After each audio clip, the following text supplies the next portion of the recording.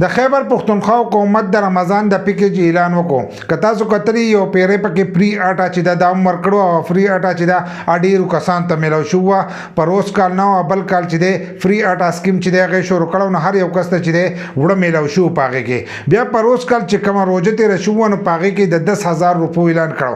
د 10,000 روپو اعلان یې کړو نو هغې کمتر کسانو له ورکړو لکه هر یو کس ته نه میلاو شو. فری وړه چې دي هغه هر یو کس ته میلاو شو. نو دې ځل هم د خیبر پختونخوا حکومت چې دی هغه اعلان کړی دی وایي دې ځل به موږ هم 10,000 روپۍ چې دی پی خاندان ورکوو چې د کومو کسانو ریکارډ د هغو سره موجود وي نو هغه کسانو ته دا میلاویږي.